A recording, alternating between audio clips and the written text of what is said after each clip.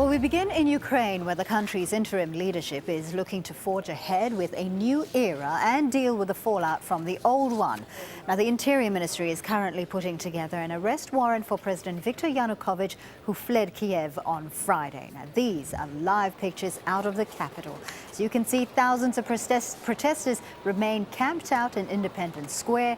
Many of them want to see Yanukovych tried over the people killed in the demonstrations. His whereabouts, however, are still unknown on another day of fast-moving developments.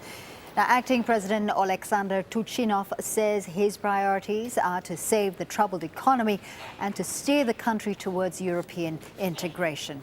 The EU Foreign Policy Chief, Catherine Ashton, has arrived in Kiev to discuss just that. Remember, it was the president's decision to abandon an EU trade deal that led to the protests. But all this is upsetting Russia, who has recalled its ambassador to Ukraine and is now questioning whether the new leadership is even legitimate. Abdel-Hamid is in the Ukrainian capital and joins us now. Of course, fast-moving developments there in Ukraine at the moment, Hoda. But the question, too, is what about this arrest warrant that's being issued for Yanukovych, and where is he? Well, where is he is a question that no one has been able to answer. The only thing we heard is from that Facebook post of the acting Interior Ministry early today, who said that Yanukovych was spotted in Crimea.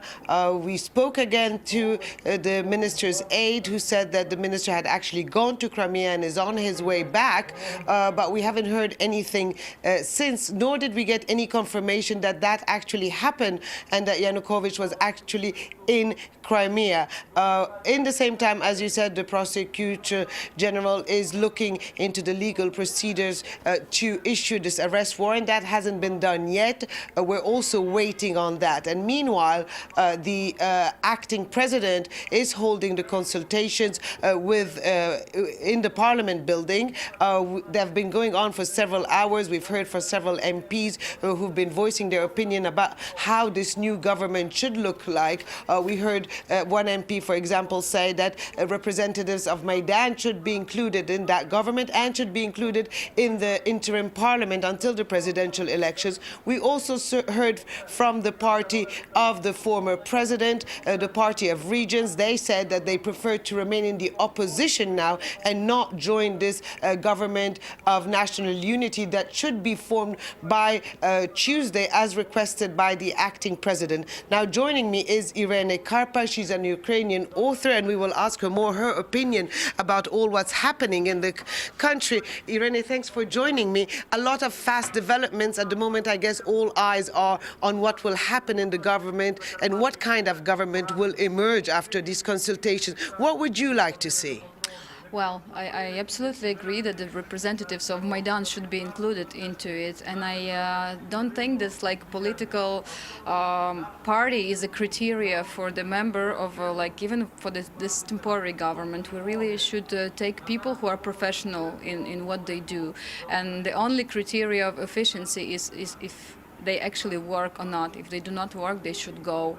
So we were talking earlier about if we include members of Party of Region, it's going to create more trust in east and south of a country. I don't think they really have that much trust. And for a moment, the only city that still has this kind of pro-Russian mood is Kharkiv. But I also think it's been done artificially because they say they cannot have that many titushkis from Ukraine. They are clearly from our neighbor country. But that said, there are people who still look at Viktor Yanukovych as the president, who look at the new acting president as illegitimate. And these people say, if you go ahead with a national unity government that excludes them, don't you think it could lead to further divisions within the Ukrainian society? I think right now we actually should work for the sense of this for the uniting of the country, not for any kind of divisions. And I am sure that Yanukovych and his gang does not have that much of support over there. I think it's a fake media information, because I talk to activists from south and east all the time, and this is what the information they provide me. But we really should support those regions, because they are problematic regions, and we need to create a new civil society, a new country in here. We should support them, we should talk to them, we should, explain and work together to make this situation all better. Now, there's been a lot of conversation, at least in the international community, about maybe all this could lead to the split of Ukraine along the pro-Western side and the pro-Russian side.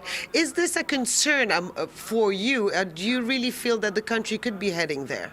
No, I believe that we'll remain the united country. For a moment, even Donetsk does not support Mr. Yanukovych, if I can call him Mr. actually, And even in the Crimea, it's the same stuff. So it's only the Kharkiv where they have these two scandalous guys, outrageous guys, which also tell oh, Yanukovych is in the past. So I think it's moving forward and it's moving towards the positive changes.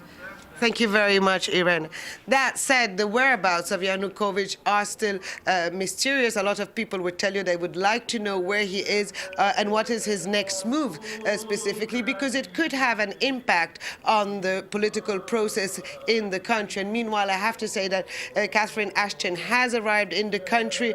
We don't think at this stage that she has met yet with the acting Prime Minister. We do know that she's coming here with an offer to restart that trade pact agreement that was supposed to be signed a few months ago. And then at the time, Yanukovych, if you remember, decided to actually go with Moscow. And that, some people say here, it was the beginning of his end. And we do have to wait and see what the Prosecutor General's office will come out with later in the day. Great. Hoda, thank you so much for getting us up to date on that. Hoda Abdel-Hamid there reporting for us from the Ukrainian capital, Kiev.